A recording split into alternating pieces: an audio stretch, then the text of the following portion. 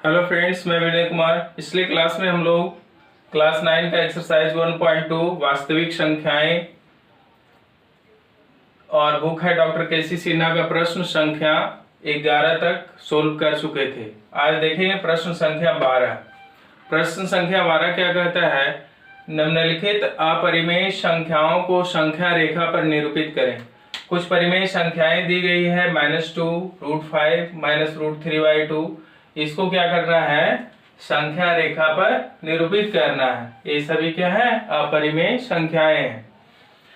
तो अपरिमेय संख्याओं को संख्या रेखा पर निरूपित करने के लिए हम लोग थ्योरी क्लास में भी पढ़ चुके हैं।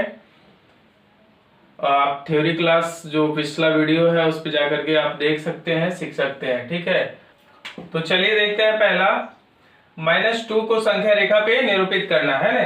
तो सबसे पहले क्या करना है? एक संख्या रेखा लेंगे।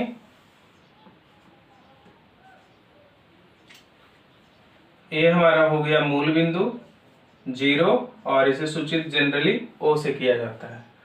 चूंकि -2 को निरूपित करना है इसलिए मूल बिंदु से बाएं तरफ हम चलेंगे। कितना? -1 इकाई दूरी। ठीक है, -1 इकाई से बाएं तरफ एक बिंदु खींच लेंगे -1 इकाई दूरी की। ठीक है, उसके बाद क्या करेंगे? इस बिंदु पे 1 इकाई दूरी का मतलब 1 इकाई लंबाई का एक लंब खींचेंगे। ठीक है, और फिर इस बिंदु से मूल बिंदु को क्या करेंगे? मिला देंगे।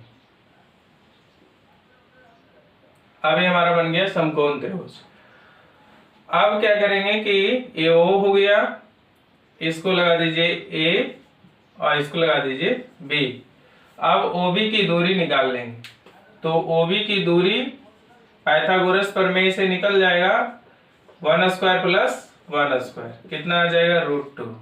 A कितना आ गया? √2। ठीक है, अब देखिए क्या करना है। OB को त्रिज्या मानते हुए एक चाप खींचेंगे। किस पर? इसी संख्या रेखा पर। इस संख्या रेखा को हम L से सूचित करते हैं। ठीक है, तो चलिए देखिए कैसे खींचते हैं। ये मेरे पास धागा है,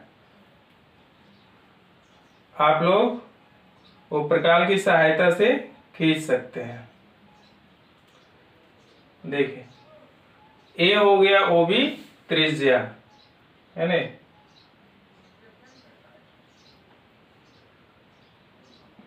A OB त्रिज्या हो गया।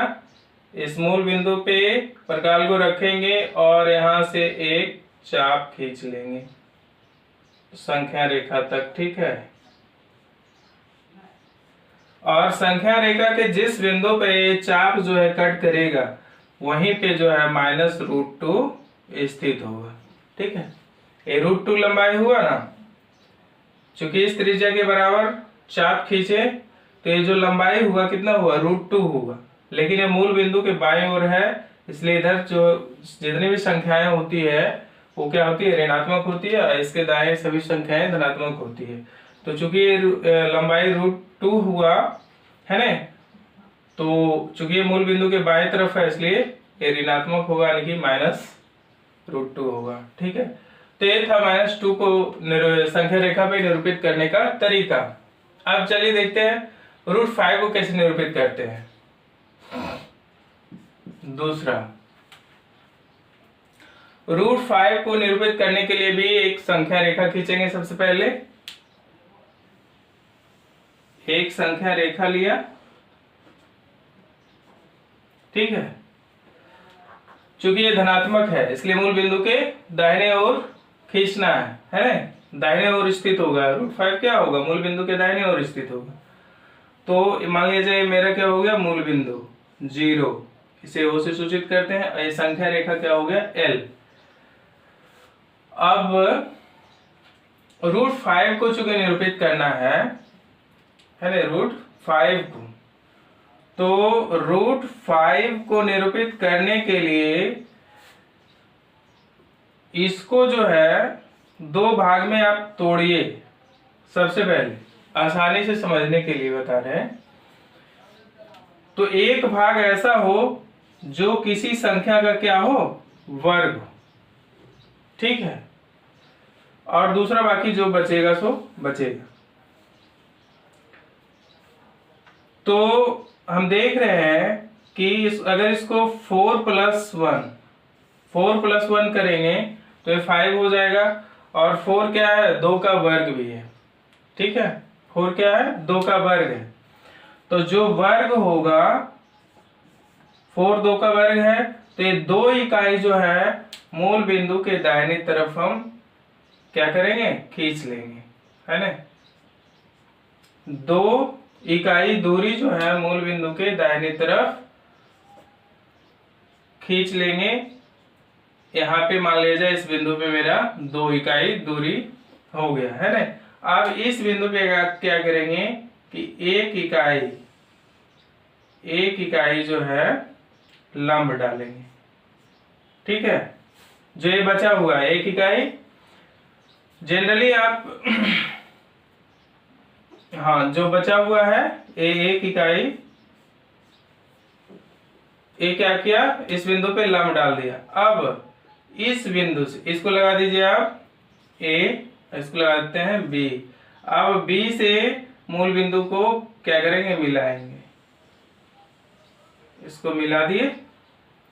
ठीक है, अब देखिए, अब OB फाइंड कर लीजिए, OB कितना आएगा।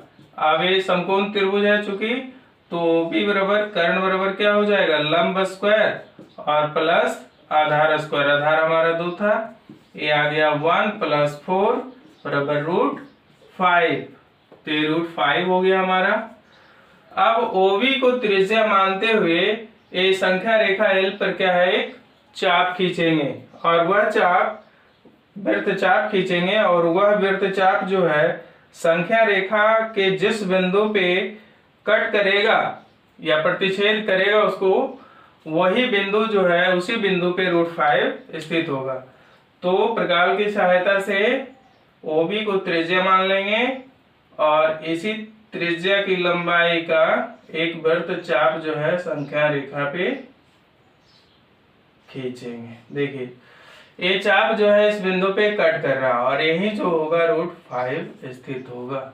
ठीक है, चूंकि ये वृत्त बन रहा है, तो जब OB रेडियस है तो ये OB के बराबर, चूंकि वृत्तचाप खींच रहे हैं OB को रेडियस मानते हुए, तो यहाँ से जो यहाँ तक की लंबाई होगी किसके बराबर होगी, OB के बराबर ही होगी। ठीक है, तो इसको लगा देते हैं बिंदु P, यहाँ पे भी लगा दीजिए बिंदु P। तो इस प्रकार से √5 को हम संख्या रेखा पे निरूपित कर सकते हैं। और भी तरीका है जो कि थ्योरी क्लास में बताया गया है, आप पिछला वीडियो जो है देख सकते हैं थ्योरी क्लास का।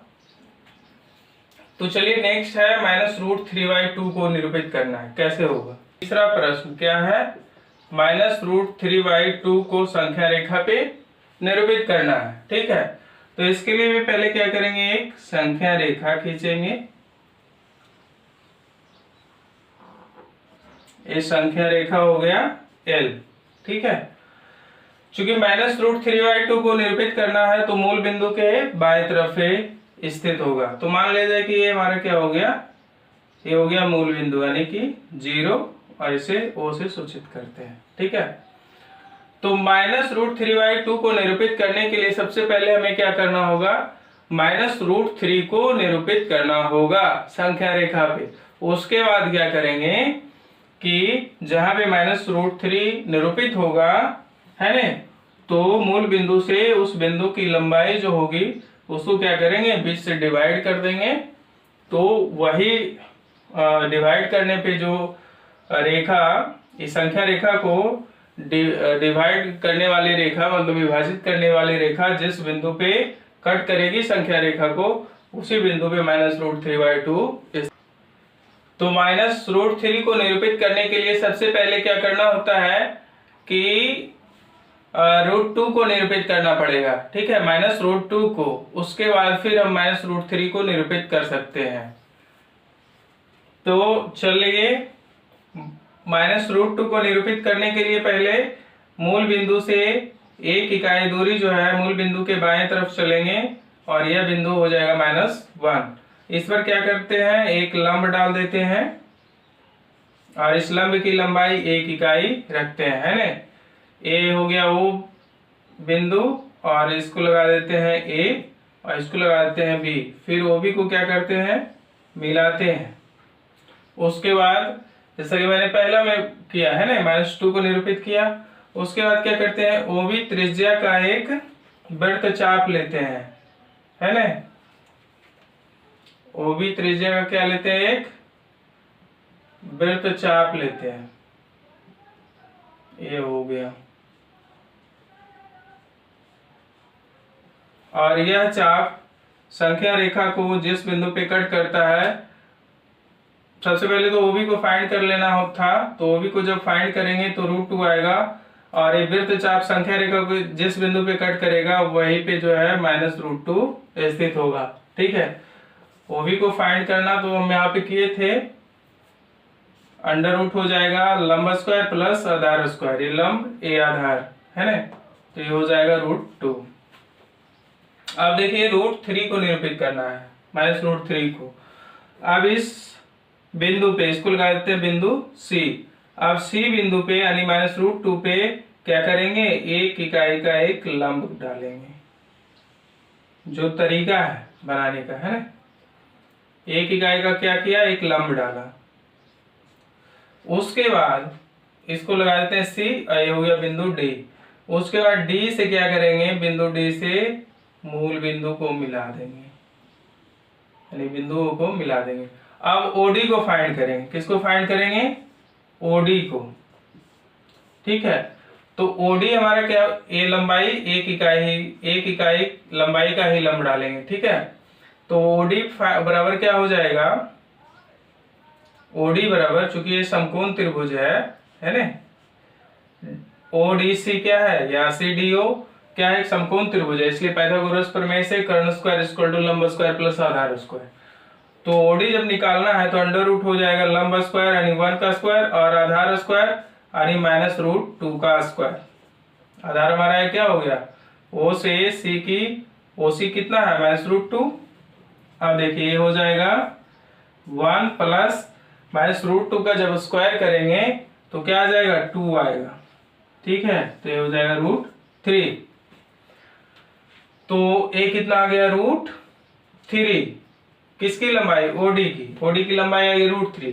अब OD को त्रिज्या मानते हुए क्या करेंगे, एक वृत्त चाप खींचेंगे और वह चाप संख्या रेखा के जिस बिंदु पे कट करेगा वही बिंदु पे जो है कि कौन सा स्थित होगा, -√3 है ना। तो चलिए त्रिज्या हो गया OD। अब यहां से एक वृत्त चाप खींचा।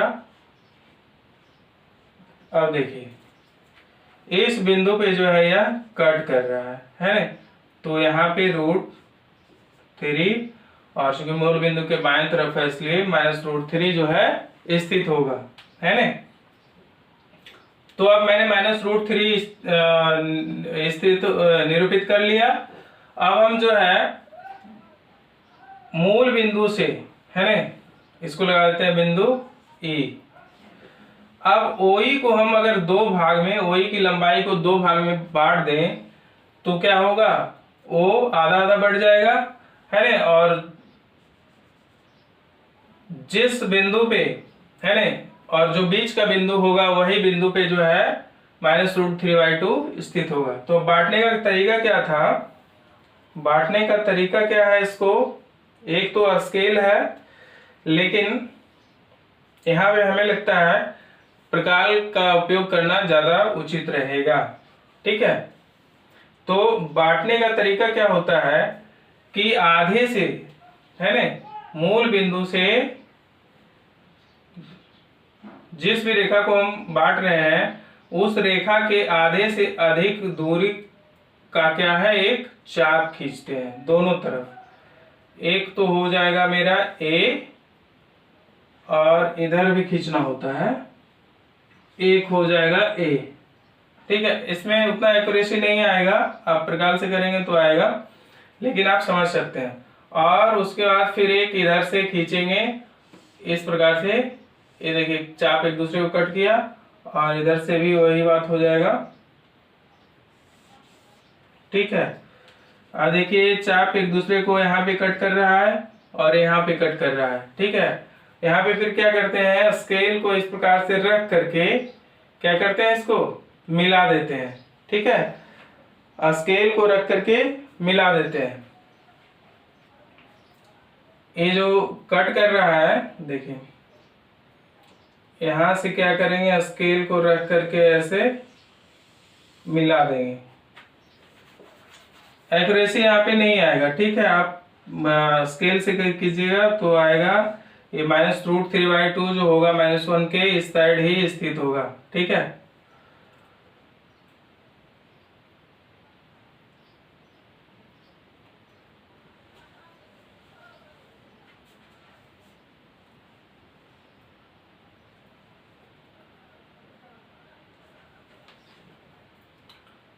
तो मान लीजिए इस बिंदु पे ये जो है कट कर रहा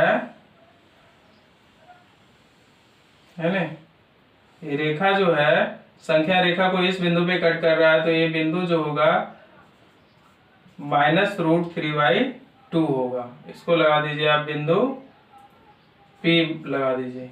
ठीक है, तो यही हमें फाइंड करना था इस पॉइंट को। ठीक है, तो इस प्रकार से -√3/2 को संख्या रेखा पे निरूपित कर सकते हैं। ठीक है, तो इस चैप्टर का जो है सभी क्वेश्चन समाप्त हो गया। अब इससे आगे हम देखेंगे कुछ थ्योरी है, रियल नंबर का है, उसको देखेंगे। उसके बाद एक्सरसाइज 1.3 देखेंगे। ठीक है, अगले क्लास में। तब तक के लिए धन्यवाद। आप लोग चैनल पे नए हो तो लाइक करें, शेयर करें, सब्सक्राइब करें, और जहाँ पे अगर दिक्कत होता हो और नहीं समझ में आ रहा हो या कुछ भी दिक्कत लगता हो तो आप कमेंट बॉक्स में जाकर के कमेंट कर सकते हैं। धन्यवाद।